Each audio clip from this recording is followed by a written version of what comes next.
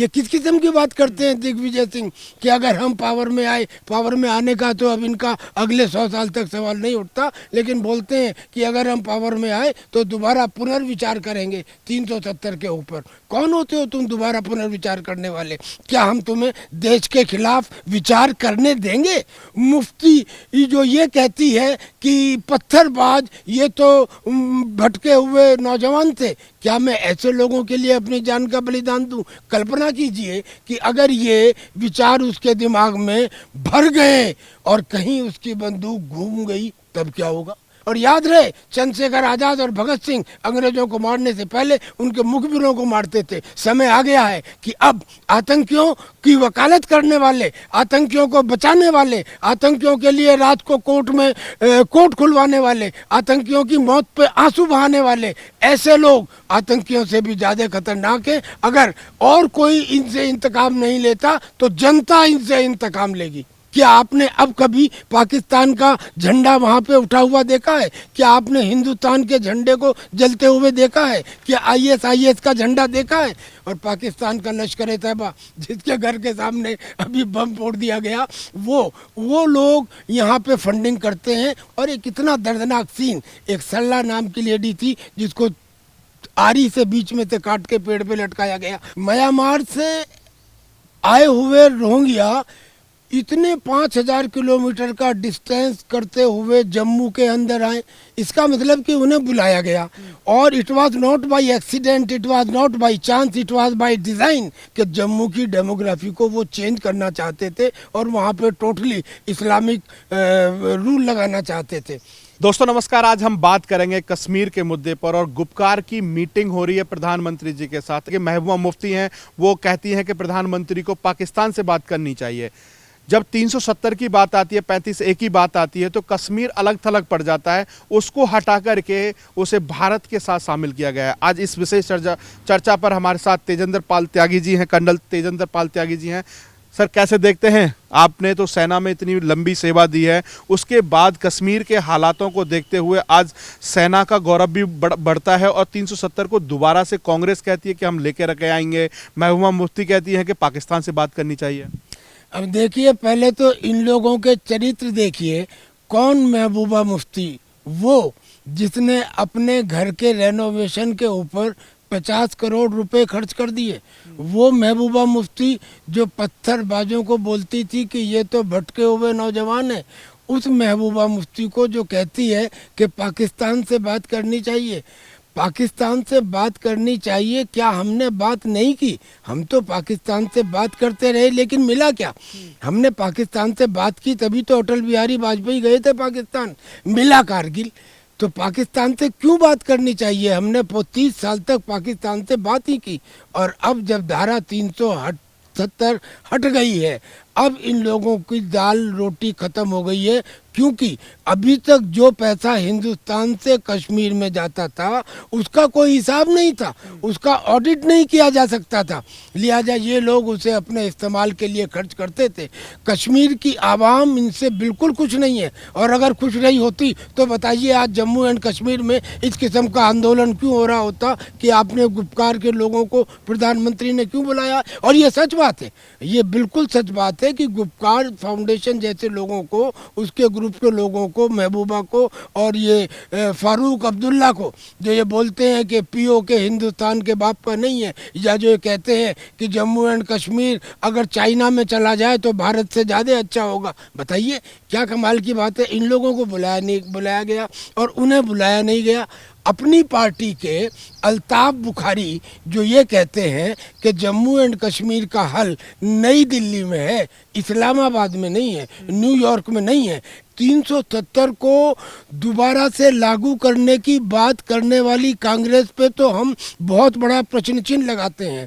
अब स्थिति ये आ गई है कि सरकार कुछ करे ना करे, जुडिशरी कुछ करे ना करे, वो दिन दूर नहीं है जब इस वोट बैंक को और तुष्टीकरण की नीति को समर्पित करने वाले कांग्रेसी नेताओं को लोग सड़क पर भगा भगा के मारेंगे। ये किस किस्म की बात करते हैं दिग्विजय सिंह कि अगर हम पावर में आए, पावर में आने का तो अब इनका अगले 100 साल तक सवाल नहीं उठता, लेकिन बोलते हैं कि अगर हम पावर में आए तो दोबारा पुनर्विचार करेंगे 370 के ऊपर। कौन होते हो तुम दोबारा पुनर्विचार करने वाले? क्या हम तुम्हें देश के खिलाफ विचार करने देंगे? 370 को अब दोबारा बहाल करने का मतलब ये, 370 पे तो बात होने का प्रश्न ही खत्म हो गया। अब सवाल ये है कि पीओके को कब लिया जाए, 15 अगस्त से पहले या 15 अगस्त के बाद, 31 दिसंबर 2021 से पहले। अब जो कोई बात होगी वो पीओके के ऊपर होगी। खन्ना साहब, सबसे बड़ी बात है कि कांग्रेस तो 370 को दोबारा से लागू करने की बात करती है। कहीं ना कहीं प्रधानमंत्री हो या फिर गृह मंत्री हो, वो बात करते हैं कि सीना ठोक करके कि हम पीओके भी हमारा है और वो लेकर के भी रहेंगे। तो इस तरह की चर्चाएं होती हैं तो कहीं ना कहीं भारत के जो लोग हैं या फिर जो सेना है उसका मनोबल बढ़ता है और कहीं ना कहीं कांग्रेस उन मनोबल को तोड़ने का काम करती है। यकीनन तोड़ने का काम करती है। कांग्रेस के ये नेता ये नहीं जानते कि आज का सिपाही 1947 का कम पढ़ा लिखा सिपाही नहीं है।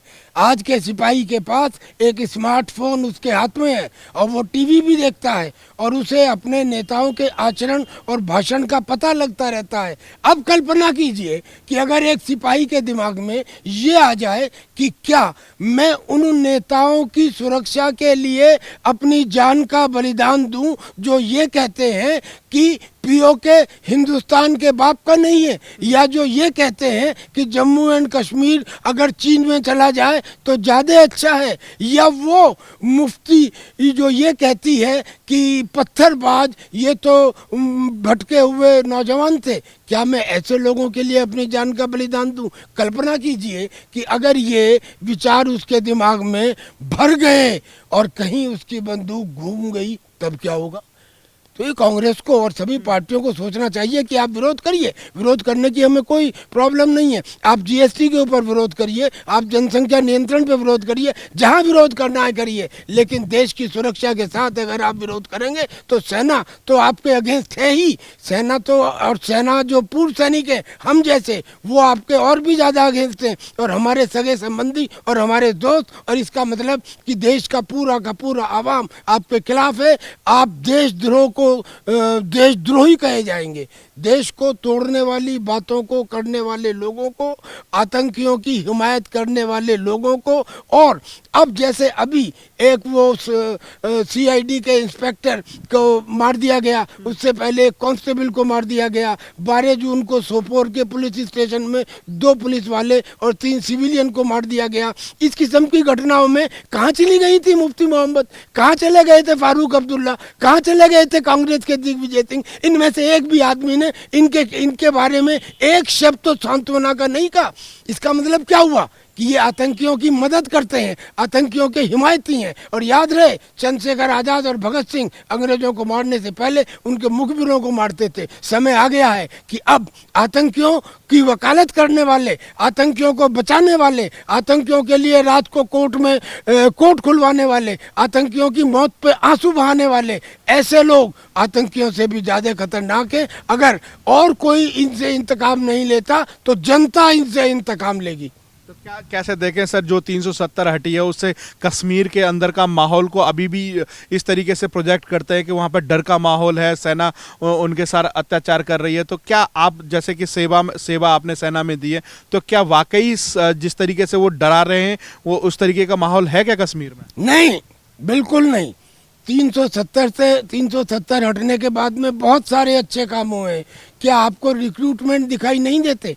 कश्मीरी युवक जो सैकड़ों की तादाद में, हजारों की तादाद में फौज में भर्ती हुए हैं, क्या वो पूरी दुनिया ने टेलीविज़न चैनल पर नहीं देखा? क्या ये नहीं देखा कि वहाँ नए स्टेडियम बने हैं? क्या ये नहीं देखा कि वहाँ पर नए स्कूल बने हैं? क्या नहीं देखा कि वहाँ के लोग और वहाँ की नई नई पार्टीज अब हिंदुस्तान की और हिंदुस्तान के इंटीग्रेशन और सॉवरेनिटी की बात करते हैं? क्या आपने अब कभी पाकिस्तान का झंडा वहाँ पर उठा हुआ देखा है? क्या आपने हिंदुस्तान के झंडे को जलते हुए देखा है? क्या ISIS का झंडा देखा है? तो क्या ये चीज़ें नहीं बताती?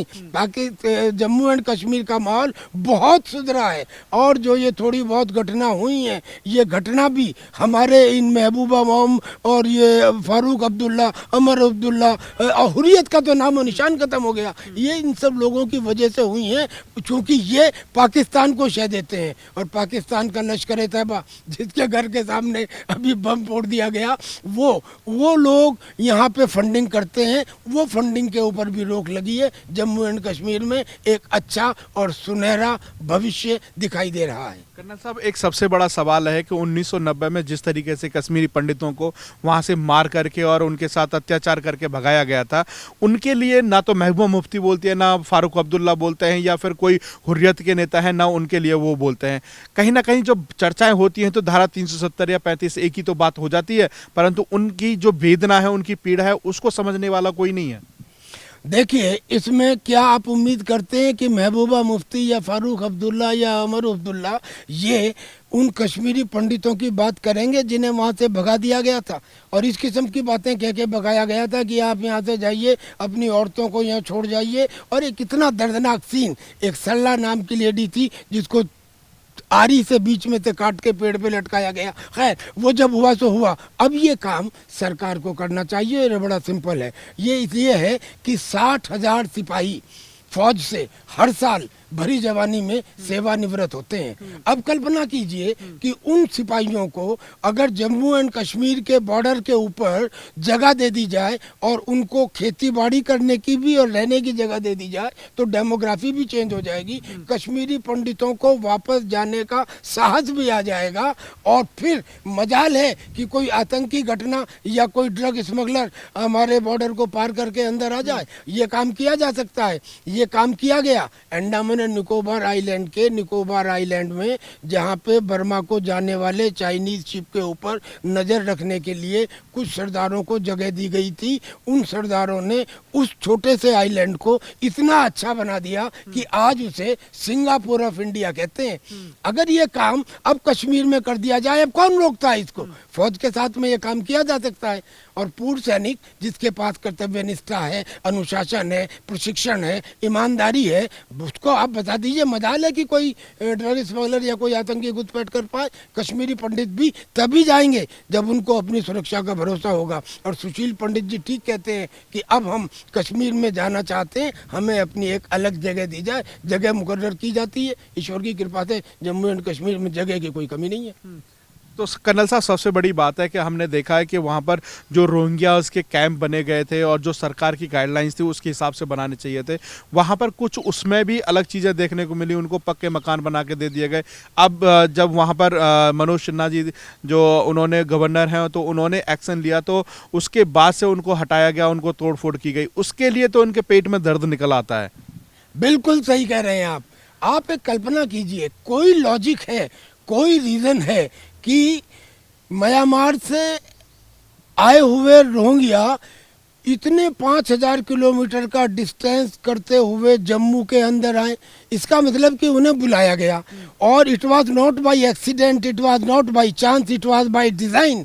बाकायदा उन्हें बुलाया गया, उनके राशन कार्ड बनाए गए, उनके आधार कार्ड बनाए गए, और जम्मू तवी के आसपास की जगहों पे उन्हें बसाया गया। और ये बसाया गया सिर्फ इसलिए कि जम्मू की डेमोग्राफी को वो चेंज करना चाहते थे, और वहाँ पे टोटली इस्लामिक रूल लगाना चाहते थे।